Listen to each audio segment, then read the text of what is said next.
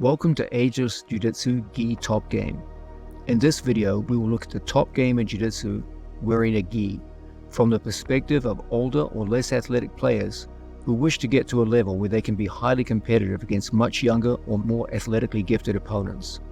There is no denying the fact that athletic potential is not given out to everyone in equal amounts, whether it be due to age, perhaps a lack of athletic background, or even injury. Some players feel that they have less speed, mobility, endurance, etc. than most of their rivals. If this is true of you, the single best course of action is to create connection to your opponent so that your body functions like a brake or an anchor upon the movement of your opponent's body. If you can make yourself into a heavy enough anchor, you can slow down, frustrate, and exhaust even the most athletically gifted opponents. This simple theme guides the content of this video. Our goal is greatly aided by the efficient use of the gi. The gi jacket and pants add dramatically to the friction between the two athletes as they spar. The friction provided by the material of the gi jacket and pants creates a much more robust connection and makes everything inherently easier. In addition, the gi offers a large number of extremely robust and controlling grips that are far more powerful than any of the major no-gi gripping methods. As such, connection, the single most important factor in slowing down the movement of an athletically gifted opponent, is much easier in the gi than it is no-gi. A big part of this video is the exploration of simple but highly effective grips, where we get to use the gi to slow athletically gifted opponents down and enable you to maximize the use of the material around your bodies. Technique selection is another crucial theme in this video. Certain techniques require less mobility, speed, flexibility, and fitness to execute than others. We studied the methods that have been proven effective at the highest levels, but which do not require a high level of athletic ability in order to execute them. The general direction of the video will be to focus on the most effective ways to pass an opponent's guard that do not require superior athletic ability. Then we look to maneuver our way into pins that maximize body contact and minimize an opponent's movement. This approach gives you a realistic means of slowing down and tiring even very fit and tough opponents. Finally, we get into submissions.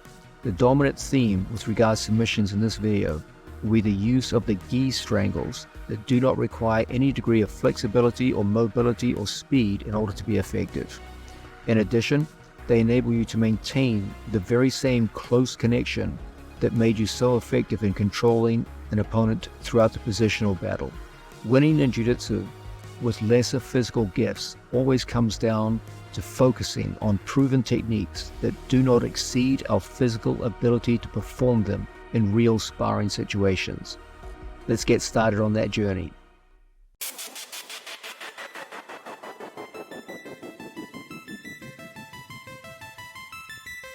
Now, this video is all about getting the top game for older and less athletic athletes down to a point where you can reasonably expect to take on younger, more athletic opponents and do very, very well against them.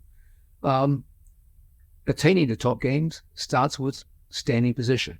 You've got to be able to take a standing encounter and take it down where you end up in the top position.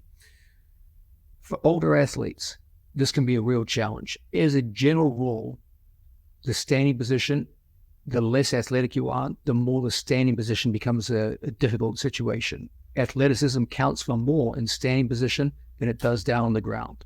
And so this is often a tough situation for older and less athletic athletes. Many of them resign themselves to simply sitting to guard position. That's fine. There's nothing wrong with that. We'll look at that in another video. But this video is concerned with top position, which means we have to be able to impose top position. Now the question is, how does someone who's older or less athletic impose top position on someone who's younger, stronger, faster, etc.? This is probably one of the more difficult tasks in Jiu-Jitsu. The general answer that I'm going to give to you is this. You have to start by winning the grip fight. Your younger, faster, more athletic opponent can only use that athleticism if they have a sound grip upon you. If they can't get some form of dominant grip, it's going to be very hard for them to use whatever athletic advantage they have.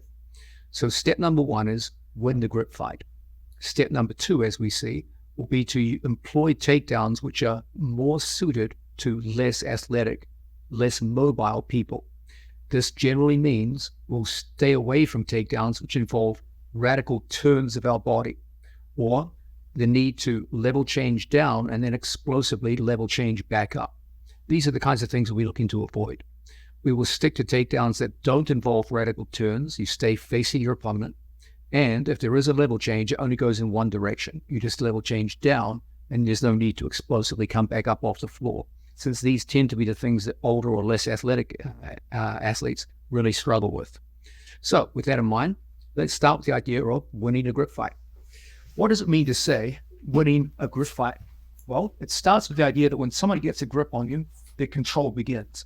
Right now, we're both standing right-handed. This refers to the so-called IOTU situation, where we both have the same stance. I'm right-handed and he's right-handed. This creates a certain kind of angle and distance between us. If Brian switched to a left-hand stance, the whole angle of our interaction changes now. There is an open space in front of our bodies, and the manner in which we grip changes. Now, my right power hand clashes with his left power hand.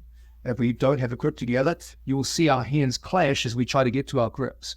This changes when it's two right-handed athletes. Now there's nothing between his grip nor my grip. And so when we both reach out right-handed, our hands don't clash. As opposed to Jiu-Jitsu, or opposite stance, when we both reach out, there's a clashing of hands. When we both walk towards each other, there's a clashing of feet. So the IOTU situation changes things a lot. When we stand IOTU or same side, for me to turn in front of my opponent requires a very, very radical turn and often causes problems. When we stand opposite stance, the angle of attack is much less. For me to turn in front of my training partner requires a much less radical turn now in this situation. So the first thing we have to understand is there is a massive difference based on whether my opponent stands right-handed or stands left-handed. Okay, this is your first insight with regards to the gripping game. When it comes to IOTU, where our opponent is right-handed, when he stands with his right side forward, he has a power hand, that's the right hand that connects to my body. This enables him to control distance and pull me out of balance. When he pulls, I get taken out of balance. When he pushes, my head gets put behind my heels, I'm out of balance. When he pulls, my head gets put in front of my toes, I'm out of balance. So his whole power game is based around this idea of that power hand. He uses this to get control of my lapel. The lapel, essentially, is a noose around my neck. So when Brian pulls on the lapel, my head is moved. And if he moves my head around outside of my base support, that's a real problem for my balance. Okay? That's what we call this one the power hand. His other hand controls my sleeve. This is what enables him to draw my body forward and change the angle of my shoulders.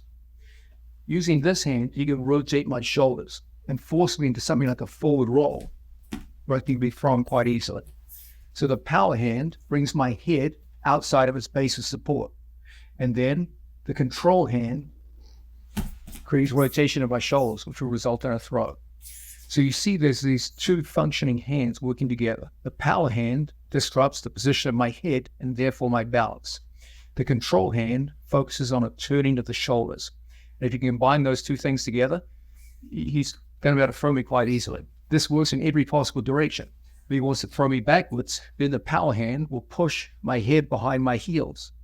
The control hand will turn my shoulders, and then from here throws like old Chigari, for example, can easily throw me in the backwards direction. And so it's always that same thing. One hand is responsible for controlling the position of my head, pushing and pulling outside of the base of support, and the other is responsible for rotating my shoulders. And that's how someone throws you. So when Brian comes out and gets a hold of these two grips, if I don't have an adequate grip on him, he is now winning the grip fight. Because whenever he wants, he can move my head, big out of balance. Whenever he wants, he can rotate my shoulders and start taking me out of balance. And from there, the throws are very, very easy. So your whole goal is to kill that power hand. Okay, if you can take away your opponent's power hand, he can't exert whatever athletic advantage he has over you. So the first skill we're going to learn is this idea of controlling our training partner's power hand. My gi is his target, in particular, the lapels.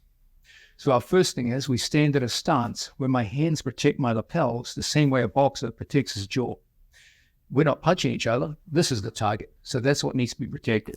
So our first thing is our stance. We come out towards the training partner and we have our hands up in front of our lapel, just like so.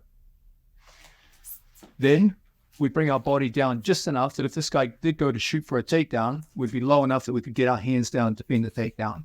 If I stand too upright, yes, it's an easy thing for someone to go and tackle our legs. So we can't have that happen. I recommend to you the semi-crouch. In a semi-crouch, we take our shoulder and we put it over our knee. And we have our hands in just like so. And it's from this position where we're not so bent over that we expose our back to our thigh. We don't want that. I don't want to expose my back. We can reach over my back and start causing problems. But I don't want to be so tall that he can just shoot it on my legs at any given time. The compromise between the two is the semi-crouch. We put our hands in front, just like so. I'm low enough to defend a shot, but I'm high enough that he won't be able to reach over my back without a fight. And at the same time, when he starts reaching my lapels, my hands can fight his hands and make it a tough gig for him to try and get through to my lapels. Okay? So your first line of defense is your stance. I generally recommend to you the semi-crouch, which is easy for older or less athletic opponents to learn and use. Again, we stand in a comfortable stance, bladed. Choose right side or left side, depending on which side you feel more comfortable with. Your lead shoulder over your lead knee. Your hands protect your lapels, facing slightly towards your opponent, and your weight on your toes, moving around just like so. Don't go so bent over like so many jiu-jitsu players do, where you expose your back to your opponent and they can start reaching over the back. Okay, this is never a good thing. You can be dragged around like this. Don't be so upright that from here my opponent can easily get underneath my hands and my legs. Find the middle path where we come out just like so. When an opponent reaches for your jacket, don't give it to him for free. If he gets my lapel, it's because he earned it, not because I gave it to him. Okay? So we come up towards our training partner, and we play in this position here.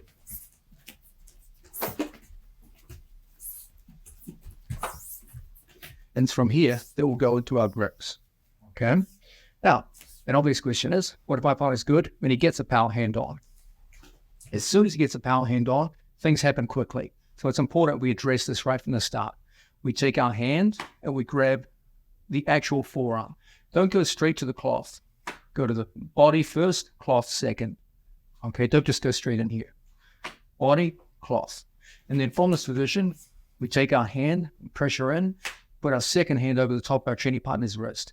We never turn in like this and expose our back, or our thumb can run around behind us and cause all kinds of problems. When I get this grip, I face my opponent with my chest.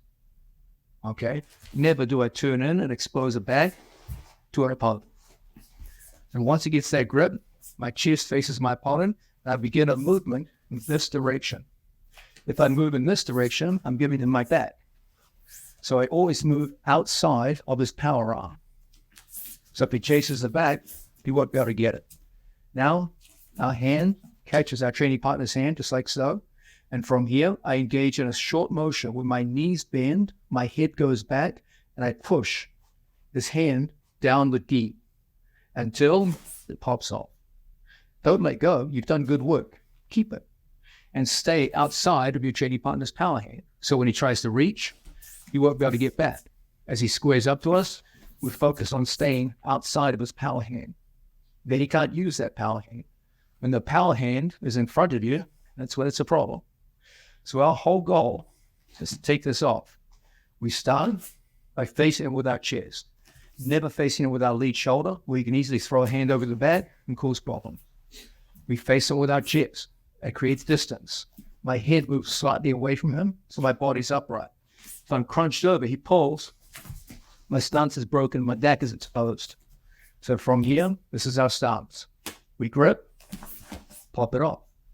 If he's strong, it won't come off on the first blow. It will come off after 1, 2, 3, 4, until it comes off like so. Then we push it across, and we move outside. As he turns to face us, we focus on staying outside of his power hand. Now, I'm ready to get my hand on him and lock it out. Now, I have a power hand, and he doesn't. This is what you're looking for. You're looking to create situations where you impose your power hand on him, but you take away his power hand from you. So once again, we come out in front of our training partner. He does a good job of getting to my lapel. We do a good job of taking our hand and locking up. As soon as we get to this grip, we're always looking to face him with our chest. When he goes to pull us around the mat, we're in a good position here. Hand goes on, we snap that grip off. And then from here, we stay to the outside of the power hand until we can lock up our own power hand, and now you have control over him. You have a control hand and a power hand set. Once again, we come out towards the training partner. Initially, it's about stopping the power hands. So as he comes down, we put up barriers. If we can, maybe we can get our power hand set right from the start. That's great. If he does get a power hand on us, the onus is on us to immediately take it off. Stay outside of it. When he goes to face us, we grip. Now, we've created a situation where you have a power hand, a control hand, and what does he have? A weak control of your hand, because your hand is underneath his. You'll always be able to pull his arm more decisively than he can pull yours. You'll have a hand inside his, so if he tries to pull me in, it's very, very difficult. So I have the inside position, I control his head. But if I want to bring his head to me, it's a very easy thing to do. If I want to turn his shoulders, it's a very easy thing to do. So, recapping this. IOTS refers to a situation where we both have the same side forward. This is your first inside. When we come out towards the training partner, the first thing we assess is my partner right-handed or left-handed? I notice in this case, he's right-handed. So am I. So this is an IOTS situation. That means this right hand will be the danger hand. That's his power hand. Initially, it's about stopping him from getting his power hand set. If we can do this, fantastic. If not, it's up to us to immediately take it off and focus on moving outside of it. So when he reaches back for the lapel, it's difficult. If I just give it back to him for free, you've lost all that good work. You don't want that. Every time he goes to follow us, we're looking to assert our own power hand. Once we do that, well, now we can draw him around the mat. Now we can start flinging this guy out of balance. Okay, now we can focus on side to throw people. So this is the first step we'll make in terms of winning that grip fight in the IOTS situation. We just looked at the most basic element of standing position, winning a grip fight in the IOTS or same side situation. We saw that when two right-handed athletes face each other, it will be your opponent's right hand which causes most of the problems at the start. That's the one which is going to draw your head forward in front of your toes or push it back behind your heels and take you out of balance. Okay, so you have to address that power hand. You can't just let a strong person get a hold of your collar and start flinging you around the mat. And we saw the ideal is to kill the power hand by literally stripping it off the lapel like so, and then asserting your own power hand. This creates an asymmetry where you have a power hand on him, but he doesn't have one on you. And if you can create this situation, you can take someone who's even stronger than yourself, and it's going to be very hard for them to throw you, and relatively easy for you to control them in the standing position. Now, I'm sure many of you watch this and said, okay, that sounds interesting. I see the theory behind it, but the guy I train with every day in the gym is literally twice my size, and his hands the size of a catcher's mitt, and when he grabs my gi, I can never break the grip. Okay, what do I do? Let's look at some simple solutions to this. Okay, I'd be a liar if I said to you every single time you're going to be able to take someone's hand and just pull it off. Okay, it's not going to be that easy in competition. So there are going to be times someone gets a grip on our jacket, and we've got our grip on their cuff, just like so. And when we got to shake it off, it's like, well, it ain't coming off. Okay? In these situations, I generally recommend get a hold of their lapel. If I just stay around here too long, he starts shaking me around the mat, you take it out of balance. Okay? So what makes it harder for him to bring my head down is my connection to his torso. If I'm connected here and he goes to bring my head down, it's more difficult for him. If I'm not connected here, that's when I lose my balance. Okay? So if someone gets this grip and I can't immediately get it off, okay, it's up to me now to get a hold of his lapel. So our first thing, we take his hand out of our path, we get our grip. When we get the grip, we always make sure, get a real grip. Don't just grab and hope. okay? When you grip, get it up there by the collarbone. And don't be afraid to shake it up a little so if you get a good firm grip on your training partner, okay? So that way, even if you're physically weaker than your opponent, you've done a better job of setting your grip. Now, if I grip like this, and I just start a gentle push downwards, so there's tension in his hand. If Brian ever goes to move his hand, it'll come off. Once someone grips your jacket, you want to grip here, like so. So if he ever goes to move his hand around the body, you'll never get it back. So now he's stuck where he is. Wherever his grip was, he can't move it, okay? Now what I want to do is start working his hand further down the lapel of the tie, so that my hand is higher than his hand. You can see from the center front, you can see from the angle of the camera, my right hand is higher than his right hand. That creates an advantage in my favor. If his right hand comes up higher than mine, now he controls my head. So even if his hand starts high, we always want to start by just working the hand down. And as we joust, we can stay in position and constantly working his hand further and further down, while I'm constantly reasserting my own hand further and further up, so that my hand is here in his collarbone, but his hand is way down by my pectoral. So when he tries to adjust his hand position, this comes off. If he ever lets go of that lapel, there's tension. I won't give it back to him. Now I control his head, his hands. Now I can start putting people's out. So once again, you've got a strong fella. He comes out and gets a hold of you. You can't dilly-dally around here. Eventually he's got a pole and break your belt. So if I can't snap it off right from the start, well, it's time for us to get connected to him. When we connect, we make sure, come close to the camera, we do so with a 3-finger grip. You got 4 fingers in your hand. These 3 are the most important. When we grip, they do the lion's share of the connection. When you grip, you'll grip like so, with these 3 fingers doing 90% of the work. So when we lock it in, the onus is on us to roll the knuckles in like this. So we have an ability to push with the heel of our hand into his head, and an ability to pull through movement, where my elbow comes into his armpit. So we had this ability to move the head and lift our opponent's body out, and at the same time to pull our elbow and create good connection to our opponent. So when he goes to pull me around the mat, it's hard that I control my training partner's head. I can bring him in by shortening my arm. I can push him out like so, by putting my whole forearm on his chest and sternum. So when we get into a pushing contest, you'll be able to do very well. When we get into a pulling contest, you'll be able to do very, very well. Okay? So, when he gets a grip on me, we try to take it off, it's not working. We assert our own grip. Let's look at how we get a grip. When we grip, we never go straight to the jacket. We place our hand on our training partner's collarbone, and then we shake it in. So it goes body, cloth, body, cloth. As we move around the mat, I'm gradually working his hand further and further down. So that as my hand goes higher, his hand goes lower. When we get into a push-pull contest now, it's going to be hard for him to be effective. If he ever goes to adjust his grip, well, now it's off. And now we're able to play. Second method, dealing with strong people. Distraction. If I feel he's so freaking strong that I can't even bring his hand down, I'm going to distract this guy. How do I do this? By using my feet.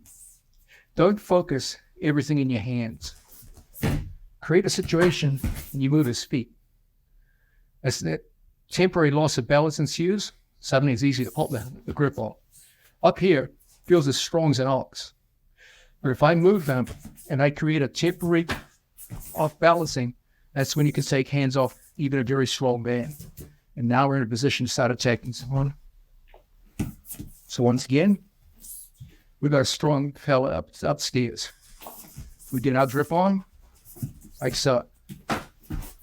We snap it off. For that half second, he's not so strong. And now we go to our grips. These are some simple and practical ways to deal with a much stronger opponent.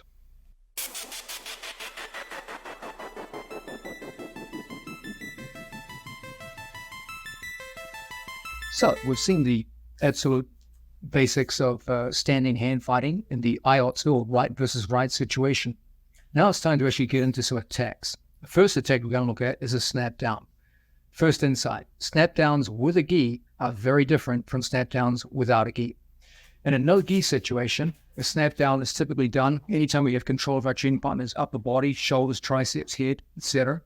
And we've created a situation where we can start pushing into a training partner because he has no connection to clothing. It's no gi after all. It's usually pretty easy for us to create situations where we can bring opponent's hands down to the mat.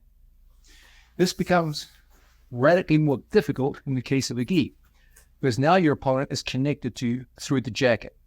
That means this very robust grip ultimately controls my head, because the gi is simply a rope around your neck and head.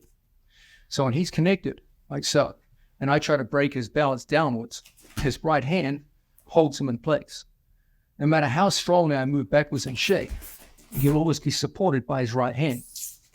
So your whole thing, if you want to snap someone down with a jacket on, is to get that power hand off.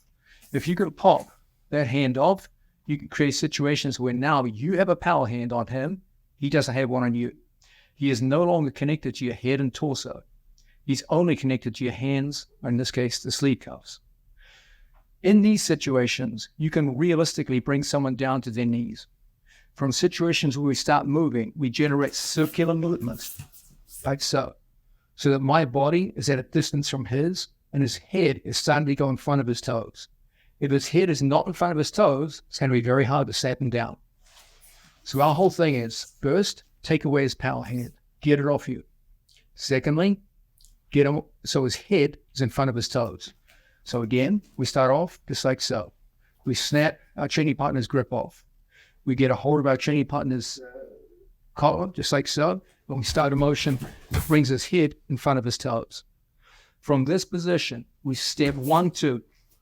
Off that step, we begin a pulsing snap. 1, 2, 3, until we shake him down to the mat. The second he comes down to the mat, we take one hand away and push down with the other hand. And it's from here that we cross it and move around behind our training partner. So once again, in front of our training partner, we come out and we snap off his power hand. We bring our own hand into play. From this position, I step outside of his foot and we start a rotation that brings him into a broken down position with his head in front of his toes. Then we start a diagonal run. 1, 2, 3, that brings his hands to the mat. It's this which creates a situation as he goes to step up of putting our foot outside his elbow. And from here, we're behind our training partner in perfect position to start attacking. Now, understand that in jiu-jitsu, unlike judo, you don't have to put someone on their back in order to score the takedown. You can have them in that 4-point position, turtle position, get behind them, and go on the attack and score in this way.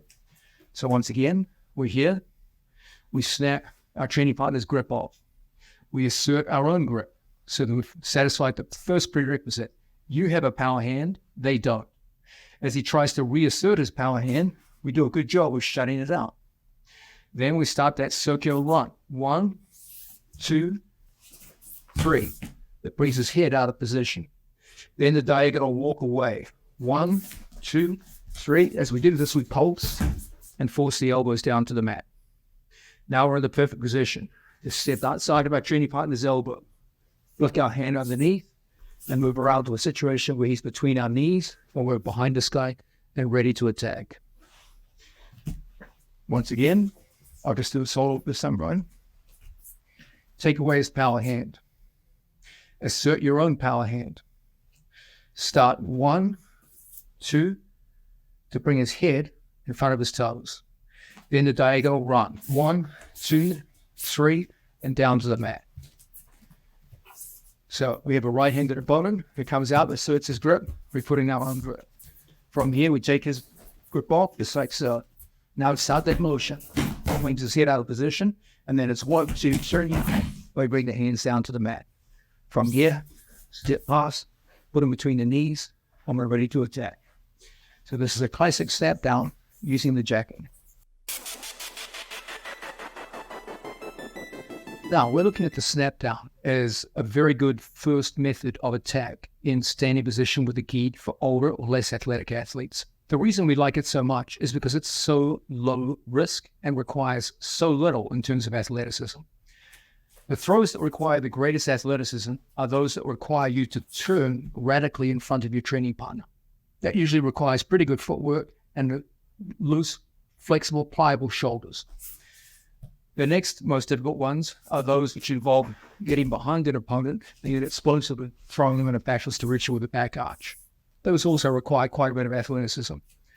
Others that involve a lot of athleticism are those which involve dropping in front of our training partner and then explosively coming up off the floor to put them down. Okay. Another form of takedown that requires a decent amount of athleticism are those leg tackles where we come in on the legs, but they have to come up off the floor in order to drive our man down to it. And typically older or less athletic athletes struggle with these. Snap downs require none of that. You don't have to turn, you don't have to get behind your opponent, and you don't have to come back up off the floor having gone down. All you got to do is win the grip fight and then some simple footwork and put the man down. Now, let's look at the way in which stance starts to affect the way we snap someone down. We looked at a situation where our opponent was in a semi-crouch, okay, the way most jiu-jitsu players stand. And from here, we saw it was all about taking away his power hand, creating movement that put his head in front of his toes to break his stance, and then a movement away in a diagonal line, 1, 2, 3, to bring him down to the mat. In the sport of jiu-jitsu, many of the athletes come out with exaggerated defensive stances, like so. Okay, often they're interested in pulling guard or what have you. Sometimes they just have no training in the standing position, and they stand feet wide apart, arms thrust out, and they stand in exaggerated defensive stances. When you see this kind of thing going on, even if they get a grip, it's going to be really easy to break the grip because of their poor stance. Okay, so we're just going to set that off. Now, getting to a lapel can be difficult here, and even risky because now they can tack onto your legs. So what we're going to do in these situations is take our hand and grip over the top. We grip the body first and the cloth second. I don't want to stay in front of him because that's where he can tackle my legs. So what we do is a circular lock and fall, just like so. Now his head is so far in front of his toes that it becomes very, very easy now to draw our training partner straight down to the mat. Okay? So when you can see your opponent's back, instead of gripping here, at the collarbone, when you can see the back, you grip here, just like so, at the scapula. And from the scapula, it's very easy to draw the weight in front of the toes. And it's from these situations that now you just have to circle, pull them straight down to the floor. So once again, we come out towards the training partner and we see he's an exaggerated defensive stance. From here, we step right over the top and grip. As we start the circle, we just walk, and drag him down to the floor. Okay? So the exaggerated defensive stance that is so commonly seen in jiu-jitsu actually makes snap downs even easier. Things get more complicated when your opponent is more upright, because now you'll see Brian's head is inside the line of his toes. So for me to pull him down now is extremely difficult. This is going to make snap downs really tough. So what do we do now? He comes out, makes his grip. First things first, that never really changes, we take off his grip. When we see he's in this good upright stance, we're going to step our right foot in front of his right foot, and we're going to start turning like we want to run behind him. What do you think Brian's going to do when we start the section? Of course, he's going to square up for us. If I got to here, that's terrible for Brian.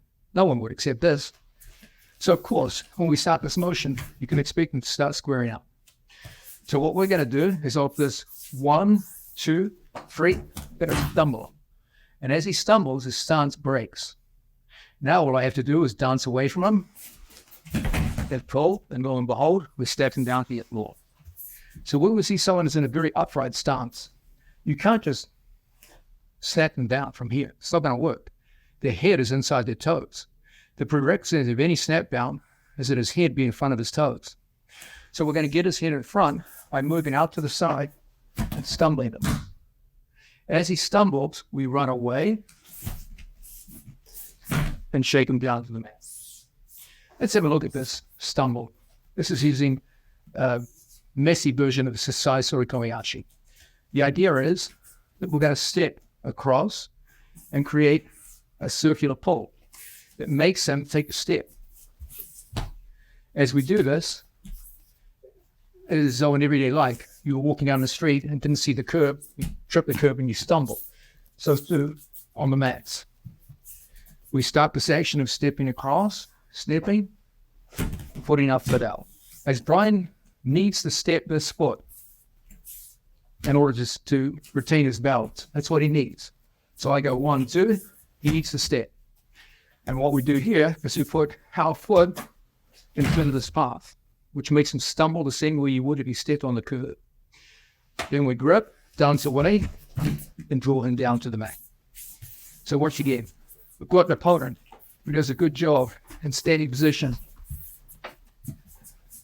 keeping his stance. So we start moving across the front of this way. We make him stumble. And it's from here that we can drag this guy down to the floor. Okay? So that's how we deal with different stances. If he's very bent over, your thing is to go over the back. You just drag him down. If they're very upright, your thing is to get them stumbling. And then shake them down to the floor.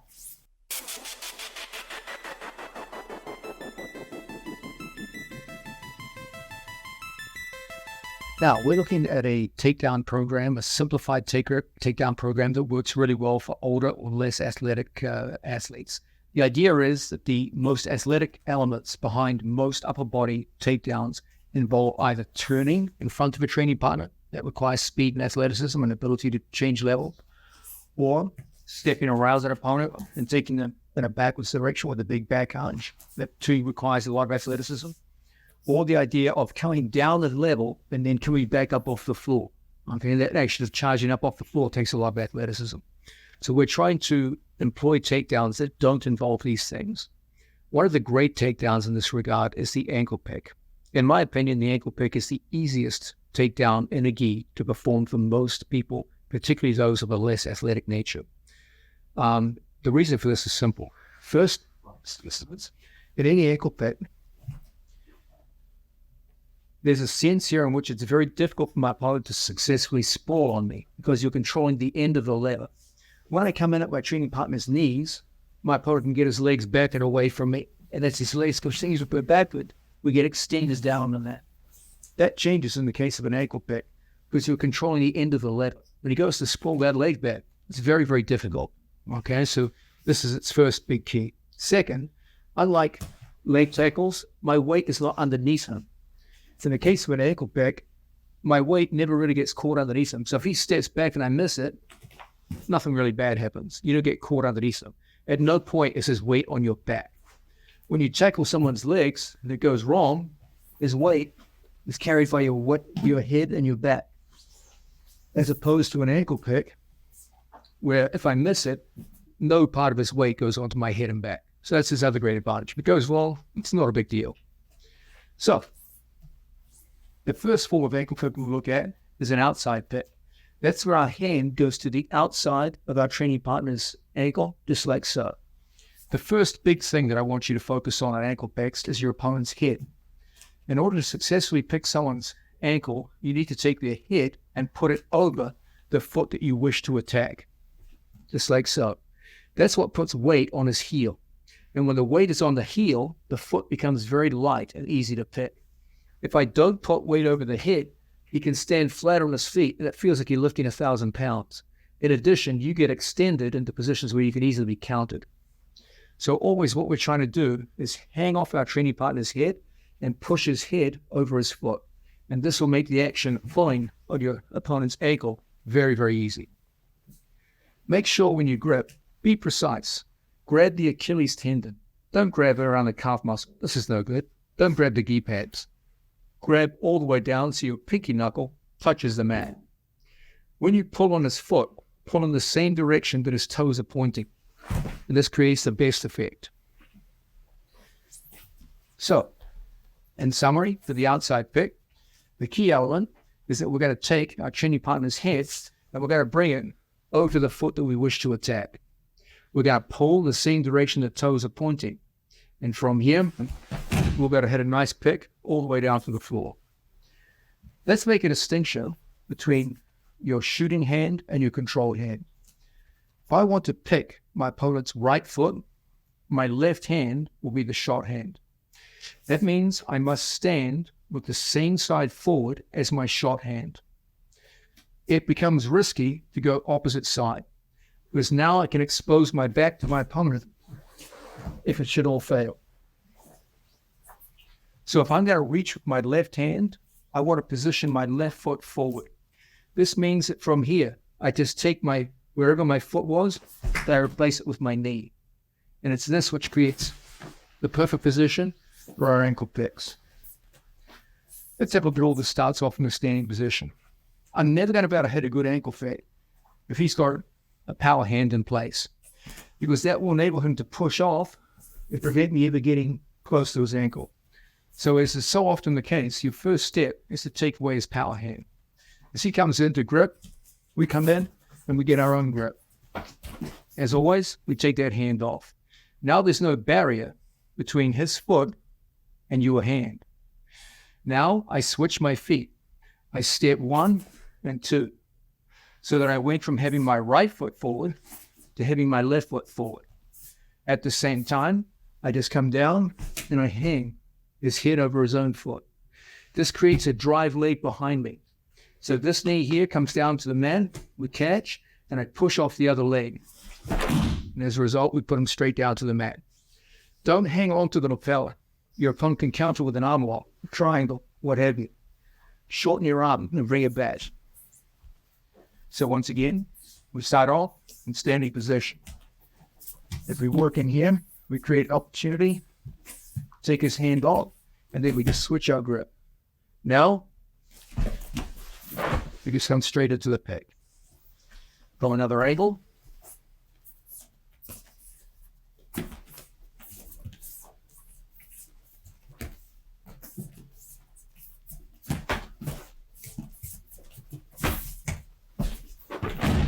And down to the mat we go. Key elements. My drive leg. When I take my chain partner's head down, you see my right leg is extended behind me. It's that which enables me to push off the mat and put him down. His head position. I want to hang his head over his foot. If his head is over my head, problems develop. So we want his head right there in front of yours, so we get a quick knockdown. So we've got to get used to the idea of bringing that head straight down to the mat. There's a sense there in which you simply hang off your training partner and create the perfect conditions for the takedown. If the head doesn't come down, that's when bad things happen. That's why the ankle pick is best done when crouching opponent. People are on a low crouch. Is the best time to go in and hit it. If your opponent is very upright, it's best to first get out of balance. The take their balance. They're upright. Get out of balance. That'll create the situations that you need to put them down. So this is the outside ankle pick. Key features for older athletes. We just looked at the outside ankle pick. Let's look now at a very closely related cousin, the inside ankle pick. Your opponent has a choice in standing right side forward or left side forward. If I'm gripping right-handed and I'm ankle picking with my left hand, we just saw the idea of attacking with the outside pick. What if my opponent has his feet in opposite stance? In these cases, we come through and we hit the same pick, but on the other foot. This has a desirable effect. In an outside pick, typically, you end up inside your training partner's guard. In an inside pick, typically you end up outside your opponent's guard. So you could make an argument that it's even better suited to the sport of jiu-jitsu than the outside pick. They're both great, but this one you could argue it's even more well suited. So same kind of setup from a situation where we get our own power hand, but when he goes for his power hand, we strip it away from him. Again, if he has a power hand, it's very hard for me, he pushes, to get into his feet. We need to take that barrier away so that we just go straight in with no barriers in our path. So once again, we start off in front of our training partner. We assert our own power hand, either because he steps out or because we circle our opponent. We create a situation where his other foot is forward now.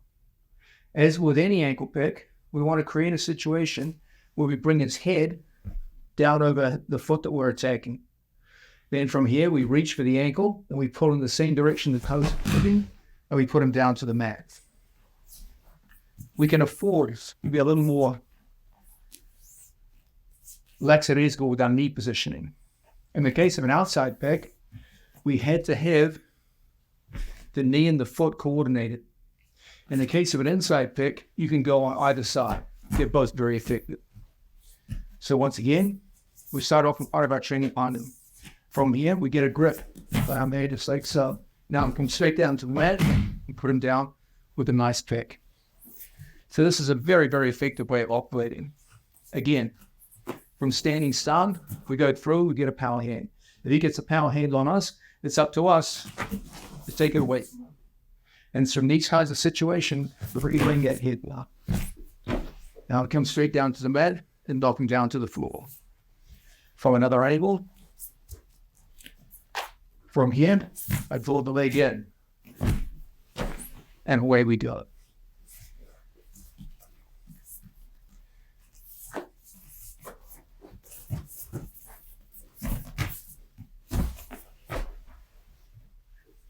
The inside pick is a beautiful way of attacking your opponent that often results in excellent position down on the ground.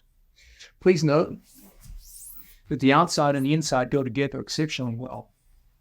Let's say I wanted an outside pick and my opponent stepped out. Just come straight across, and you'll find the inside pick. Interestingly, it's very easy to go from outside to inside, but it's quite difficult to go from inside to outside. So what we often do is from a given start, we come in and fail and move across into the second ankle. This is a beautiful misdirectional attack. Maybe you've established a reputation as someone who's got a good outside pick.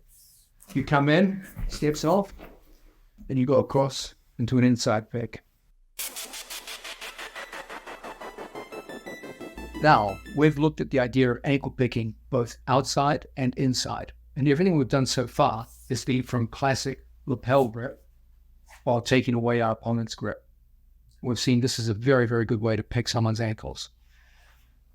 I want you to be able to hit ankle picks from almost any grip. Okay, you can't always get your favorite grip. There's times you're going to have to work with different forms of grip. This will be very good for you. It'll give you much more versatility with your ankle picks. I want ankle picks to be the centerpiece of your arsenal. The snap down is great, especially on less experienced opponents, but the ankle pick is highly effective, very low risk. You can learn to become proficient in it in a relatively short period of time, and it works very well both standing and on the ground. So it really is an ideal method of takedown for jiu-jitsu. It works especially well against the most common form of stance in jiu-jitsu, which tends to be a very exaggerated bent over stance. In cases where people stand more upright, we've seen how we can trip them, stumble them, and then go right into our ankle picks. Now let's look at situations where I cannot get my favorite grip, which is the classic lapel grip. Another excellent grip for ankle picking is a cross grip. Now, cross gripping has some advantages. When I come from the outside to someone's grip, it's work for me to get my fingers into place. My hand has to make contact, and then I have to work my fingers in.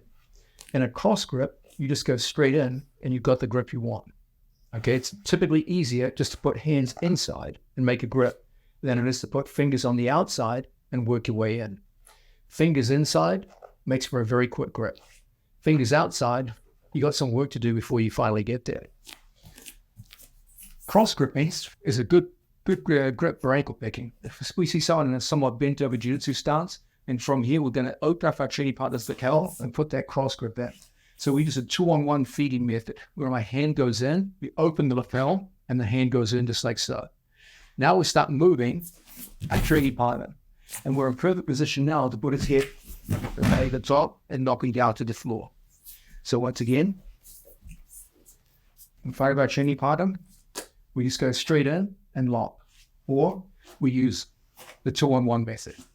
If you can go straight in and score it, great. If not, open, lock. Even before he gets grips in, he tries to grip me, my hands are up defensive. Now we create that situation where I have my opposite foot forward, here put him straight down to the mat. So once again, a very simple grip method. And we start off from standing position to go through and get our grip. You use the pit straight down to the mat. From another angle, you come out towards our training partner. Then from here, we're still. And down we go with the pick. You'll see that even when Brian tries to get his foot away, once you make contact and lock in here, it's a very, very tough thing for him to get away from you. And there's our pick. Again, guys, don't go in like this with your hand in place. You can run into all kinds of problems. Okay, so make sure when you finish your pick, bring your hands back. Don't get excited and leave your hand out and get arm off. Triangle. So again, we start off. That's all we need. Down to the floor, pick, and everything goes in. Now we're ready to start playing down on the mat. Another great grip, which I really like, especially when people are in exaggerated bent over jiu-jitsu stances, is for us to go over the top and grip at the back of your training partner's shoulder. Right in here. This is a very strong form grip. He tries to pull away from me, it's really tough. And it enables us to pull very, very well into inside ankle pass. So once again, I notice he's in a very bent over stance. So I grip right there at the rear deltoid. Send back to the camera, Brian. So we come in towards our training partner, and I just grip right in here. Again, body, cloth. Don't go straight to the cloth. Body, cloth. Pull, head goes down, and pit. He's got a bent over stance, and away we go. So these are very practical ways to grip. Here's our constant, leading straight to a pit.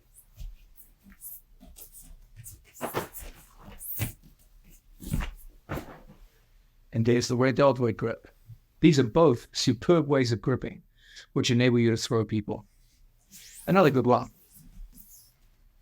When people are more upright, sometimes what we'll do is we'll go from here up to here, so that our thumb controls the back of the head. When he goes to pull away from me now, the head is tightly controlled. The higher my hand goes on the lapel, the more direct the control of the head. When he goes to pull away from us now, very, very difficult. And this creates situations where as he tries to grip us, he can block out the other hand, and I can bring his foot in towards me. And it creates very strong ankle picks, usually with an inside fit for this one. So we come up towards our training partner, and we get our first hand in. Now my hand slides up, and we lock. From here, we do what we always do, getting this guy out of balance and breaking his stance. Now we come in, and fit. Let's look a little at our head position when we hit this move. I don't want my head on the outside. That creates a very weak connection to my opponent's ankle. Watch how my head goes to the inside. That's what makes us effective. So we're going to use this method. We come up towards our training partner and we grip. Look how we move and we get our head position. It's from here that when I level change, I control his head and force him down to the mat. If I have poor head position on the outside, I could be held up by a strong opponent. So it's very important from here we'll start moving to the... There's my head position. It makes it very easy to pick them down to the floor. So there's 3 very useful ways to grip, which also work really well for ankle picks. We saw cross grip, we saw rear deltoid, and we saw high collar. And all 3 of them enable us to do what we always have to do, which is to keep his power hand away and bring his head in front of his toes and create situations where I can go through without resistance to the heel and knock him down. 3 very useful auxiliary grips for your ankle picks.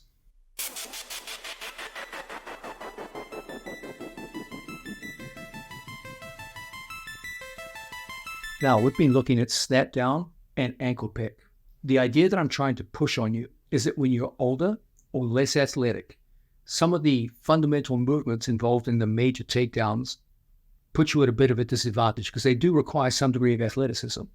All the forward throws involve the idea of a quick turn in front of a training partner, which requires explosive footwork and ability to change levels and get your hips in good, strong throwing position. So that definitely requires some athleticism. All the major throws to the rear involve a big back arch, which again requires some degree of athleticism. All of the major leg tackles when we come down to the mat require us to come quickly up off the mat. I think this too requires some degree of athleticism. So we're focusing on takedowns that don't involve a radical turn, don't involve the idea of going down and then explosively coming back up, and don't involve the idea of an explosive back arch. The snap down is probably the least athletic in terms of athletic requirements for putting someone down. And we saw the key was first, they can't be connected to your head and torso. So we saw the idea of taking their power hand off. We saw the idea of putting their head in front of their toes. So we're constantly attacking their feet, so the head is in front of the toes, and then we dance away from them and start a rhythmical pulling on their head or walk them down to their knees. Okay? Pretty soon, your opponent's going to get used to this idea, and they're going to realize, oh, he's trying to bring my head down. So as they become better at resisting the head coming down, that's when we start pulling them into picks. When we find we can't take them forwards down to the mat, we'll take them backwards with an ankle pick. Now we're getting to a level where your opponents are starting to get pretty good. And they're realizing that all the ankle picks are based on the idea that I need to get my opponent's head down over their foot. And that's what makes them successful. Once they figure that out, they're going to be a little tighter with their stance. And you're going to find suddenly it gets damn hard to bring their head down over their ankles. That's where knee picks come in. In a knee pick, I don't have to bring my opponent's head down so far. Here's my favorite setup for them. From in front of our training partner, first I want to deny his power hand. So when he tries to get to the power grip, can't do this. Then we play a game of patty cake upstairs. Then I just take my hand and I shoot over the top, and I get that grip that we talked about earlier, the rear deltoid. One of my favorite grips. Why is this one of my favorites? Because it involves control the shoulders. When he goes to pull away from me, damn difficult. You can draw this guy around the mat. Now we're just going to level change and put our head right into the pocket. We're going to run right through our training partner and bring this guy down to the mat, usually in side control. So once again, first I negate his power hand. So he wants my lapel, it's going to have to work for it. Now I fake out a second hand. He thinks I want to grip up here. Then I bring my hands in, I shoot over the top, and I grip. Immediately, start bringing that leg that I want towards me. That's the leg that I want. So I bring it in towards me. My head goes inside, and I run right through my training partner and finish on my knees over his chest. This way you clear your opponent's guard right from the start. Key elements. Once we get this grip, I don't want my head coming out here somewhere. Now you're all extended a week ago, it runs to your back, and things can go long here. It's not good. Again, want that head position. As I level change, I catch. I haven't even gone to the ground yet. And then I just run through them. and put my knees on the mat. We end up in good position. So once again, we start off upstairs, slap south. First, I negate his power hand. As I fake it with my other hand, I get what I really wanted all along. Now I draw that leg in towards me, and I run right on through and end up in good position. From another angle, negate his power hand, then from this position, get my grip. I pull, set that leg up where I want, and I just run right through my training partner and end up in a good pin. This is the inside knee pick. Now, we've looked at snap down, we've looked at ankle pick, we've looked at knee pick. Now it's time to look at the fourth of the relatively low skill, unathletic takedowns in the sport of jiu-jitsu. This is the collar drag. Again, this is a takedown which works very well, even at the highest levels, against very tough opponents, but which really demands very little from you in terms of athleticism. All you have to do is essentially sit to a hip. There's no complicated level change. There's no fancy grip set up. At no point do you have to turn your back on your opponent. If you completely screw it up and it all goes wrong, you just end up in open guard. So there's really no downside to it. It's a move which, like the ankle pick, the knee pick, and the snap down, I can teach to a student in a relatively short period of time at all age levels, all levels of athleticism. So let's have a look at it now. Okay, key element to the move is the idea of a cross grip. Normally, in standing position, my goal is to control both sides of my opponent's body. I want to be able to control both of his shoulders. Okay, and that typically means I have a grip on one side of his body with one hand and the other side of his body with the other. And it's this which enables me to turn his shoulders and generate movement. It's this which means that when he tries to grip me, I can shut him out because I'm controlling both sides of the body. If I ever relinquished one side of the body, now he can turn his shoulders away from me, or he can turn his shoulders and blade in towards me, and that sets him up for all kinds of throws, etc. I no longer control both sides of the body. When I have grips on both sides of the body, at both shoulders, now when he tries to rotate into a throw, very, very difficult. When he tries to move away from me, it's hard. Yeah, you have excellent control over this guy, regardless of how you set your grips. Cross gripping sacrifices that. You only control one side of your opponent's body. When I cross grip, both of my hands are on one side of his body. That means he can turn his shoulders away from me, towards me, and do whatever he wants. So you are sacrificing control. You no longer control both sides of the body. But the good news is, for this particular move, you don't really need that, because all you're going to do is sit to your hips. So what do we need to make this move work? First, I cannot allow him to have a power grip. Okay, that's going to screw everything up. So your first thing, like so many of the other moves we've looked at, is to take his grip off. Second thing, we're going to assert our power grip, but it's going to be cross grip instead of straight grip. Rotate mine. So instead of gripping conventionally, we grip here. This does give me good control over the head. When he tries to bring his head up, and then he put weight on my opponent. Then from here, we need an outside step and a small level change like so. Nothing crazy, just like this.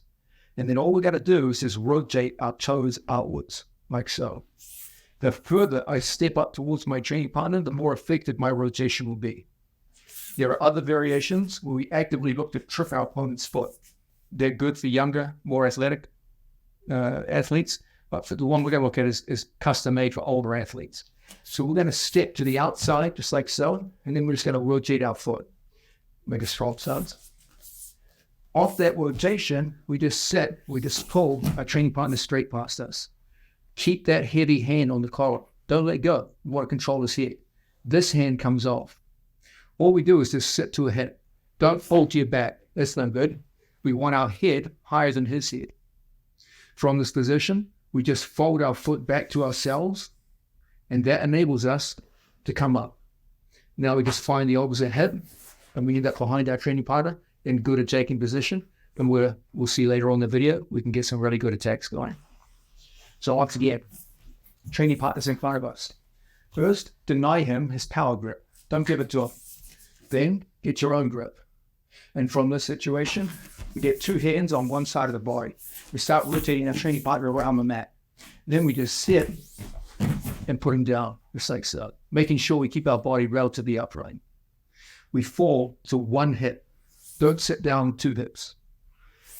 Fall here. Your foot curls back so you can easily get up and find yourself behind your opponent, ready to attack. Let's break this down in slow motion. First, if he has power grip, it's up to us to take it off. Can't have that. Then, as I stay outside of his hand and he goes to face me, we're going to get our hands set. We start rotating our training partners and bringing his head forward into that bent over stance. Now everything comes out to the side. Just rotate our training partner down like so. We curl our foot back to ourselves so we can get up very easily and put our knee over that far hip. And now we're in perfect position to attack. So once again, deny him his power hand. If he does get it, take it off. Don't accept it. Now you grip up and start moving this guy around the mat. Now we're in perfect position to come up and in behind. Let's break down in slow motion the sitting to the hip. Here's what we want to avoid, strong stance. We want to avoid this. Falling down here on your shoulders. That's a disaster. That's our camera. What we want to do is step outside here. So my first foot comes up in the middle and we step outside. And then we just rotate and I fall into this position. From here, as we pull our man through, we end up behind us, foot curls back, and we get up. It's a good position. Now, putting that in a realistic context. First, we start off in standing position, bending our own lapels. And when we see an opportunity, we get to our grips. We start moving this guy around the mat, and then we sit, then bring him straight down to the floor, and we're looking good. If he gets to a lapel, you gotta take it off. You put that hand in, stop moving, and down gut. Making sure always you pull to the side of the hip, never on 2 buttocks. Never do we go to 2 buttocks. Here, it's no good. And never do we put our shoulders on the mat. That's no good. What we're looking for is first, denial of his towel hand. Then a step.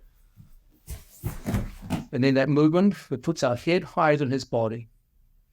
Curl the foot, and away we go.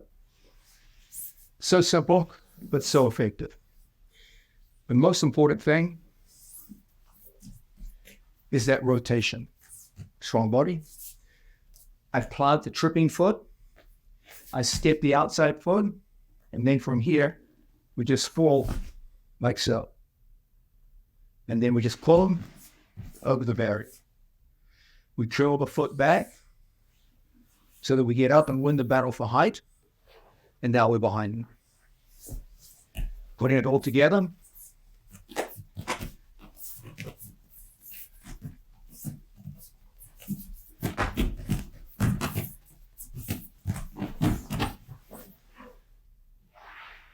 And this is a lapel drag. A takedown which requires almost no athletic talent, but which works at the highest levels. Now, we've been talking about a bunch of grip fighting and takedown techniques.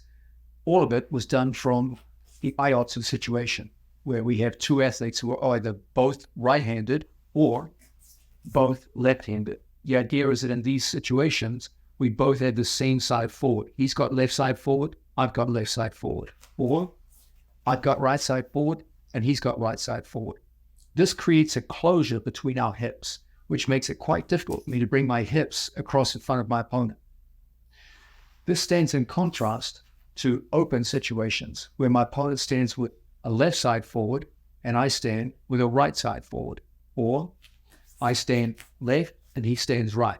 Here, we both have opposite starts. He's right, I'm left, and we create something like a mirror image of each other. In these situations, things change a little. Your hands, when you come out to assert your power grip, tend to clash with each other. It's hard for me to get straight through because of the clashing of hands. When we work with our feet tend to clash with each other. Often you'll see people stepping on each other's feet, etc. in these situations. So there tends to be a clash of the lead sides, both of the hands and the feet. That means that when I want to go to get my power grip, I tend to have to work past my opponent's hand. I can either go outside his hand or I can go inside. Those are your two alternatives. If an opponent gets a grip on me in this situation, much like before, he has a power hand that connects to my head through the lapel. If he pulls and my head goes in front of my toes, I can be taken out of balance. If he pushes and my head goes behind my heels, I can be taken out of balance backwards. Okay, so again, this is where most of your opponent's power comes from.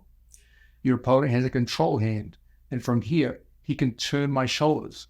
And when he turns my shoulders, it's quite easy for him to throw. Now, the good and the bad news is that from this position, for me to step across in front of my training partner is relatively easy because the angle that I have to traverse is very, very shallow, as opposed to same side where there's a big angle that I have to turn my hips in front of this guy. So from the situation, one thing we want to do, as always, is negate the effect of our opponent's power hand. As long as he has a grip on me and I don't have a grip on him, it's easy for him now to take me out of balance from here with my head. So one thing we want to start doing is getting our own grip. An excellent way to do this is to take the inside position. For most people, it's an oversimplification, but for most people, it's a little easier to work this position when my elbow is inside his elbow. So what we're going to do is use a two-hand lapel feed, where I use my left hand to open his lapel and feed it to my right hand, so that my right hand goes just inside my training partner's shoulder. And now my elbow is inside and underneath his elbow. This means that when he stiff arms me, I can always take my hand towards his hand and break the strength of his arm. Even when he has a strong stiff arm here, this wrist-to-wrist method, where I bring my wrist to his wrist, will always take his arm out of contention. So that if I have an opponent who's stiff-arming me away, it's not so hard for me to bring his hand over my shoulder, strong stiff arm, and then from here, bring him in wrist to wrist, where my elbow takes his elbow out of contention. Okay? So when you feel your opponent has a very strong power grip in the Kenkeyotsu situation, we want to use the two-hand feed method, where I use two hands to feed my hand in and get my hand set, just like so that my hand is just inside his shoulder. When he tries to make a strong resistant arm from here, it's usually pretty easy for us to use the wrist-to-wrist method. Bring his body in to positions where we can completely slide past his defensive arm, and from here start going on the attack. Okay? If you feel your opponent is so strong that his hand is in a position where you cannot do this, you can always take his hand and pop it over your shoulder, and then use that wrist-to-wrist method to bring his arm in. And now from here, we can tend in a position where now we can push and pull. My hand is inside his, so that when I push, my push goes directly into his head. When he pushes on me, it slides over my shoulder. Okay, so we get into a pushing contest, you'll have the advantage when you have the inside grip. And that'll set up many of your ways to attack in this position. So again, from another angle, he comes out, he gets his power grip. I bring my hand inside his wrist, and then from here, I settle my hand in, I take the inside grip. He's very, very strong with his power hand. He's pushing into my face. We just take our hand, we just take it over the top like so. Once we get that hand in place, now I want to get my second hand set. So I put my hand down, and I go underneath his arm, and I get my second hand set. So now I control both sides of his body. When we get into a pushing contest, he tries to push you, and it's so hard for him because you're in control of his head, just like so. And now it's going to be relatively easy for us to go into our attacks. Second method, what if I can't get inside hand position? Well, another way for us to operate is for us to go over the top and grip here. Now what we're going to do is we're going to take our elbow and put it on top of his elbow, so that when he tries to stiff arm me away, it's very, very difficult. And from here, quite easy for us now to get a hold of our own jacket and pop his grip off. And now we find ourselves in a situation where you have a grip on him, but he doesn't have a grip on you. So if I can't get inside position, we'll go over the top. We'll take outside position. You could use your elbow on top of his elbow to make his life pretty miserable. Then you can physically place your elbow right on top and even pop the grip off. And then from these situations, again, you go away on the attack. So one more time, he grips. We use the 2-1 method. We get it over the top. I use my forearm over his elbow to make his life tough. And then for these kinds of situations, hard press, just slip our elbow all the way over the top and start to remove our training partner's arm. You can clear it out to the side, etc. And then from here, it's easy for us to start moving him around. Now, my favorite way to deal with this is to take his whole hand off. So for a situation where he grips, we just come in just like so, and we physically grab our own jacket right next to his pinky. Don't grab down here. Go all the way up to his pinky. And then put his hand up on your shoulder. He makes his strongest grip. We just tear everything away and pop his grip off. When he tries to reestablish his grip, and take it over the shoulder. When he tries to get that hand back in, it's very, very difficult. And from here, now we're in a position where we can start attacking. So once again, he comes out and makes a grip. We go through and we fix up our own grip. Now I bring my hand all the way up to his pinky and we snap it off. He tries to reattach it. We keep the weight just like so. And it's from here, now we can start moving the star out. Another way, which I really like to assert this gripping more, is this. You put two hands on, and we grip just like so. And I pop my training partner's grip right off like so. Now I grip right there on his upper back, right around the back of the shoulders. So again, he comes out, we put two hands on, and pop his grip off. From here, I can grip here, doesn't matter. But we get that good grip to the back of his triceps. When he tries to pull away from me now, it's very, very difficult. And it's from situations like this that we can often go in on the attack and start disrupting people's balance. So another great way in Kenki-Otsu to work. He comes down, we grip, strip the grip off, and get our grip right there at the back of the armpit and the triceps.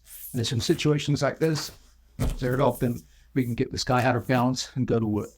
Okay? So 4 ways to deal with grip fighting and Kenki-Otsu.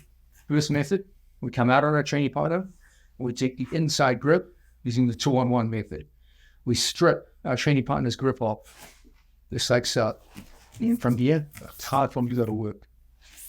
Secondly, we put 2 hands on, pop the grip off, and grip right there behind the tricep, and as a result, from a gripped position to start running deep grip. If we cannot break the grip clean off, which is our preferred option, a good option from here just to negate what an opponent does, is to take his hand over the top and then use the wrist-to-wrist method to avoid any pushing confrontation in this position. If we can't get inside and underneath, we'll go over the top. And we've seen from situations like this, no matter how strong he makes his arm, you can always use your elbow from the outside. Sometimes we'll use that to pop it off. If the guy's so strong this is not possible, we'll bring our elbow over the top. So when he tries to use his arm, he can't. There's some situations like this, we can start taking this guy out of balance. So these are some very practical, simple ways to dominate the Kenki-Otsu hand fight. Now, we looked at 4 takedowns earlier from the IL-2 situation. These were snap down, ankle pick, knee pick, and then the collar drag. Those 4 takedowns are generally the easiest ones to use for less athletic or older athletes. They don't require you to turn explosively in front of your opponent. They don't require you to quickly level change and then explosively come up off the floor. And they don't require you to back arch. They're relatively simple, relatively easy to learn, and they've been proven to work at the highest levels of the sport. Now, let's look at how they get used in a Kenki-Otsu situation. We looked at IL-2 situation, right versus right or left versus left. Now it's time to start looking at how they get used in situations where we have opposite stance. Let's look at snap downs first. The key idea behind any snap down was that we can't have situations where our opponent is connected to our head. Then when you pull on them, they just never go down to the floor. Okay? In Kenki-Otsu, the good news is there's a huge open space in front of your opponent. The other piece of good news is when they connect, it's usually relatively easy for us to get that inside grip using the 2-on-1 method and then quickly take the hand off. So we just pull and snap the hand off. When they try to put it back on, it's not so easy. And you can monitor by keeping your hand up like so. So every time he reaches up to the top, it's hard for him. You can move this guy around the whole time. You can use your elbow to clear his hand away from you. Then all we need is a second hand on our opponent. We're going to go through with our training partner and take either the wrist, or we're going to come out and grip like so. Sometimes I'll even offer a hand to him. And then from here, we'll go in underneath. The main thing is I don't want him going over the top to the lapel. So once I put my second hand on him, we will often use our elbow proactively. So when he goes to reach, we'll use our elbow and movement to keep away. Sometimes we'll take our hand and force it all the way through like so. And it's from these situations now that we can start to get this guy to move backwards. We're going to move in on our training partner and step behind our training partner, get them stepping back. It's easy to do this because his foot is so close to your foot. So watch what we do. We take his head, we put his head over his own foot. Then at the same time, we just step in behind him and his feet go back. Once his feet are back in this position, you guessed it, we dance away from this guy. We move one, just like so, and bring his weight onto his toes. And as we do this, we shake everything down to the mat. So once again, training partner's in front of us. He comes out, makes his grip. We go through it, we make our own grip. We snap his grip off. And it's from these situations that we go to secure the second side of the body. Now from here to step, get him stepping back. Now it's that dance away, combined with a pull that brings him down to the floor. So that's snap down. If this proves ineffective, then we go to step 2, the ankle pick. Like before, we keep his hand off. Like before, we put a second hand on. But when we go to get this guy stepping, we can't bring his head down to the floor. Now we just go straight in, sit, and put him down. I usually find in Kenkeyotsu situations, the inside pick is the preferred option because it's closer to you. Okay, you don't have to do that, but it's easier for most people. So once again, he gets a grip, we get a grip.